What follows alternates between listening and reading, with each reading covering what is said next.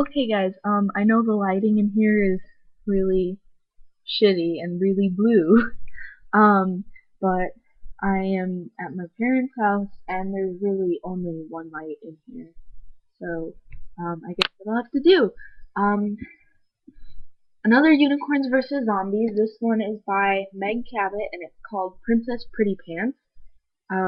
It's a unicorn story, in case you couldn't tell. I don't think there are any zombie stories out there called Princess Pretty Pants, but if there are, feel free to direct my attention to them, because that actually sounds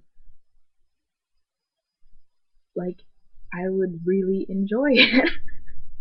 That sounds really, really weird. Just wrap your mind around that. I read this story out loud to my sister Moira last night, and she really loved it, and I really hated it. I've read Meg Cabot before. Um,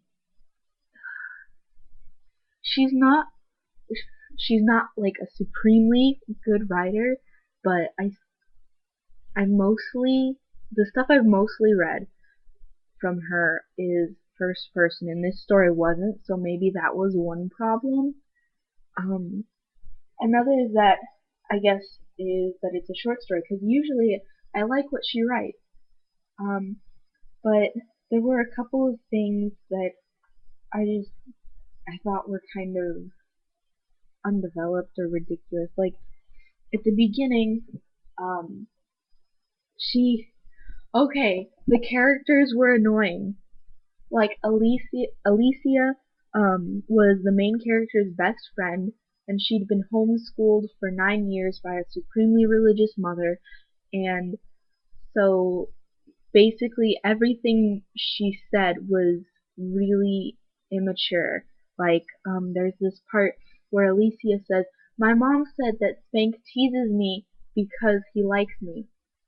It's like, and these are 11th graders we're talking about, and um, who gives kindergartner advice to their 17-year-old?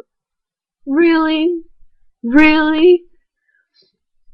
Like throughout the book, Alicia seems to have no social skills, no tact, and it doesn't even occur to her that maybe this guy is teasing her because she wears ankle-length skirts and has has glasses and hair down to her waist, and there's nothing wrong with those things. That shows that the guy is a dick. But instead of assuming that he was a dick and she was being teased because she's different, her mom was just like, "Oh, he has a crush on you because we're kindergartners." And then um, the girl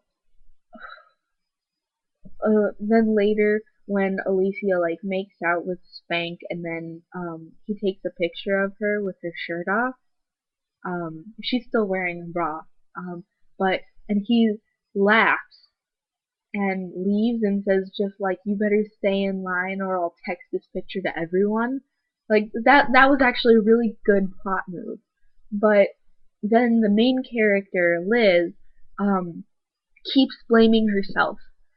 And yeah, that's a little, like, that's certainly egotistical, and that's totally something a teenage girl might think for a few minutes. But then, instead of being, but Meg focused too much on, "Oh my god, this is my fault," instead of, "Oh my god, that dick, I'm going to go with my unicorn and I'm going to stab him up the ass." Okay? Because that's the problem. Like, I think because it's ultimately Spank's fault, of course. No one made him do anything else, and Alicia, for all her innocence and social stupidity, is not to blame for his sexual harassment and abuse of her, especially in the beginning. So, and that just annoyed me. That was a bucket of worms. And Alicia's parents annoyed me. Like, sorry, not Alicia's parents. I meant Liz's parents. I can't believe I got them mixed up. My bad. Jeremy wasn't annoying. And one thing I also didn't like, it's like the main character suddenly sprung up a crush on the next door neighbor, which is typical Meg Cabot, overnight, and then gets the guy immediately. And he does a typical atypical. He does an atypical thing for a teenage boy, builds a car, or like that's the setup. He's been building this car so that he can have something, and then he gives it to her on her birthday. What boy does that? No, no, it doesn't work that way. It doesn't work that way, really. Like it's really romantic and cute, but it's not realistic and it's really dumb. Um, and then Ted, I don't know her little brother Ted. I don't know how old he is. I think she said he was 12. I can't remember. Um, and then he's just like I thought. Like, hey, first of all, no 12, almost no 12-year-old boy thinks that their big sister is cool, and most of them don't think unicorns are cool either. You don't think unicorns are cool? Well, you're supremely uncool. That's all. That's paraphrasing from what he said, but it's in there. Um, so that was a little ridiculous. Um,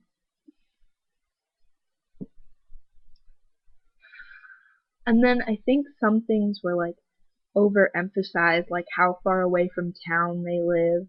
Like it is on a farm, but if the town is that small, it's not going to be that far out of town. Why does it like? Ugh. Originally, at first, I honestly thought that Alicia was going to be the unicorn because she's so innocent and stupid. Really, I honestly thought that.